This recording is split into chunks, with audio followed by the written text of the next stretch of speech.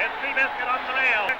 Coming on there is Seabiscuit. Seabiscuit wins it a new... Most racing stories begin with a champion bred to win.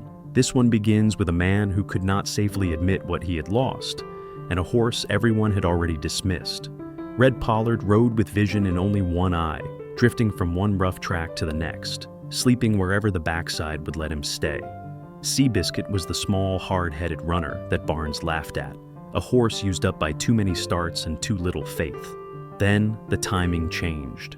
In the middle of the Great Depression, when paychecks vanished and pride went quiet, their comeback started to feel like a promise. Not a promise of riches, but a promise that effort could still matter. Stay with this story, because it is not about a perfect ride. It is about a broken jockey and a mocked horse who helped the United States believe again, once more.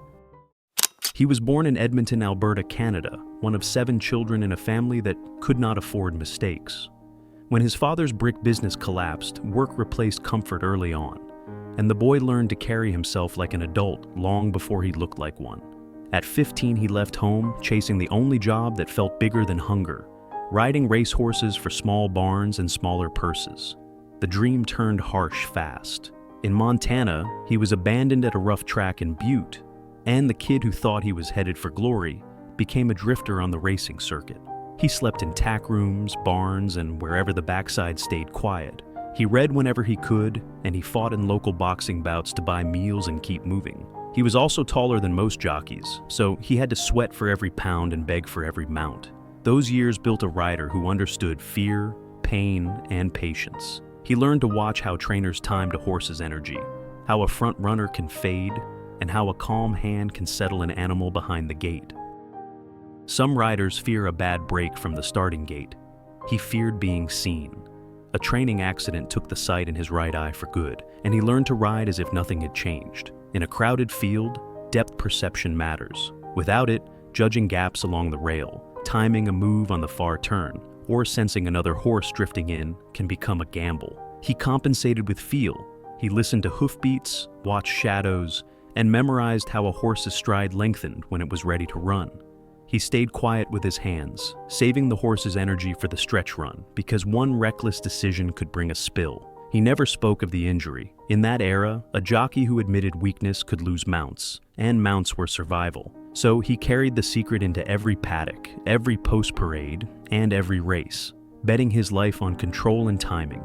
It made him dangerous in a way, patient enough to wait, brave to slip through traffic. Seabiscuit did not look like a headline maker. He was undersized, plain, and already labeled difficult before most people learned his name.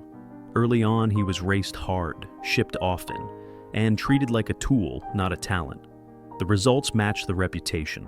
He lost again and again, and in many barns that is all anyone remembers. A horse that cannot win becomes a joke, then an afterthought, then a body filling out the field. But the horse still had one thing that numbers could not measure. He had a stubborn will to compete when he trusted the hands around him. He also had a sharp turn of speed that flashed in brief moments, like a match struck and quickly snuffed out. He needed a trainer willing to listen to him too. What he needed was a patient program, a steady routine, and a rider who would not panic when the race got tight. In the Great Depression, that kind of second chance was rare for anyone, including a horse. Their meeting did not feel like history at first. It was just the barn area behind the grandstand, what horsemen call the backside, where tired riders look for a mount and horses look for a reason to trust. The drifter jockey walked up with no sales pitch. He spoke softly and let the horse decide the distance. Then he reached into his pocket and offered a small lump of sugar. The horse took it, then stayed close. Not pushy, not nervous, just attentive. That was the first surprise. Most people had treated him like a problem to manage. This stranger treated him like a partner.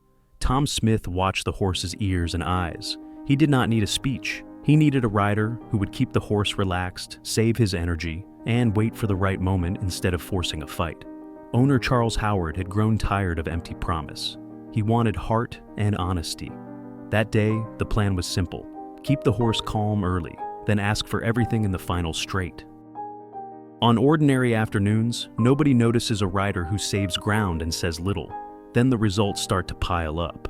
Late in 1936, the horse began winning the kind of races that change reputations, major stakes, and handicaps, where better horses carry different weights to level the field. The drifter jockey did not try to turn him into a front runner. He focused on pace, the early speed of the race, and he taught the horse to relax behind it instead of fighting the bit. In the starting gate, he kept his hands quiet. Down the backstretch, he let others waste energy.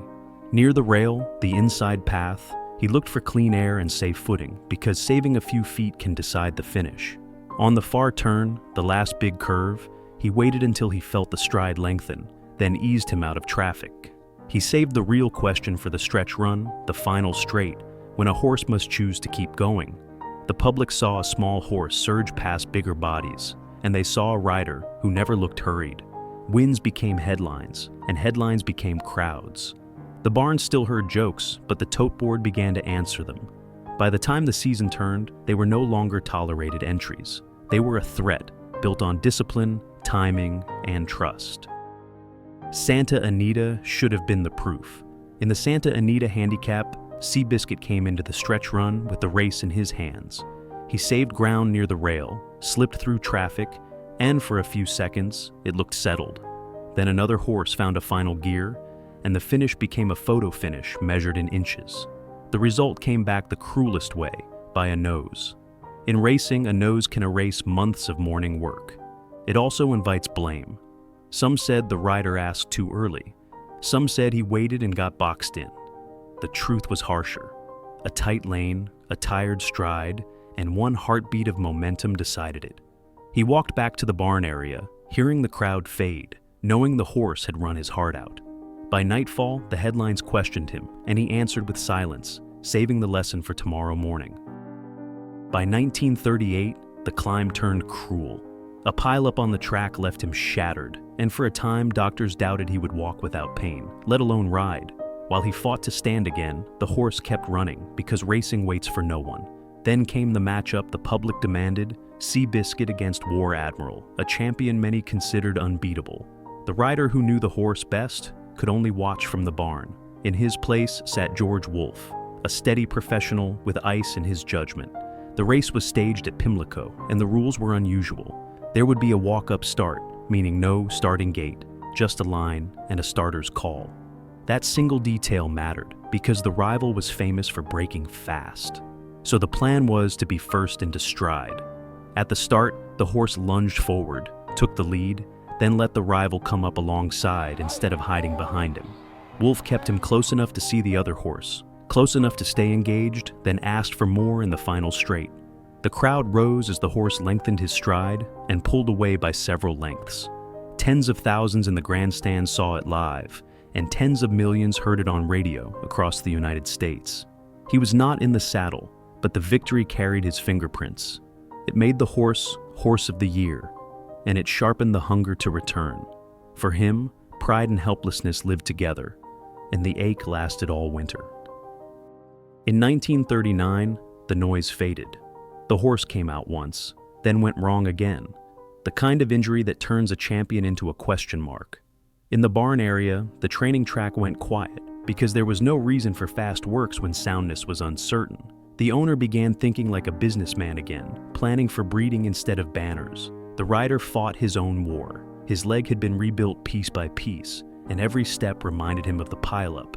Money ran thin, and pride does not pay a farrier. He had known hunger before, but this felt sharper, because the world now expected miracles. At the ranch, horse and rider shared the same slow routine, walking, waiting, rebuilding trust in bone and tendon. For a while, it looked like the story had already spent its last good day. Then spring brought whispers of return. The comeback did not feel real until Santa Anita, because that track still held the memory of losing by inches. In 1940, the Santa Anita handicap was the hardest question in the West again, a handicap race where the best horses carry extra weight to make the field more even. Seabiscuit walked into that afternoon with an old label on his back and a new kind of calm in his eye. Out of the break, he did not waste himself chasing the early speed. His rider kept him settled, saving ground without trapping him on the inside. Down the backstretch, the horse stayed within reach, breathing, waiting, refusing to get pulled into a fight too soon. On the far turn, he angled out into daylight and began to build, not in one rush, but in steady, honest strides. In the final straight, the horse answered. He drove past the leaders and held the line to the wire. The grandstand, packed with about 78,000 people, erupted into a moment that felt bigger than a race. That win finally gave them the trophy Santa Anita had taken away before. It turned doubt into proof, secured the horse's place in racing history, and gave a weary country one more reason to believe that a comeback could be earned. By the time the horse retired, the country had already turned him into a mirror. During the Great Depression, people watched their own plans break, then listened to a small horse fight through the stretch and refused to quit. They did not need him to speak. They needed proof that grit could still beat the odds. The rider carried his own damage, and the horse carried his.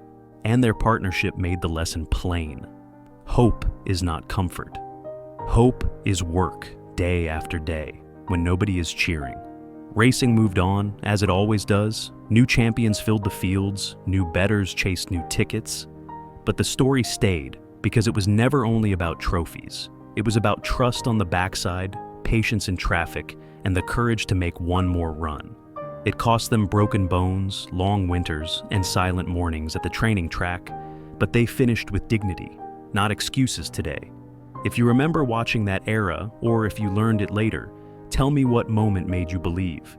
And if you want more racing legends told with respect, subscribe and stay with us.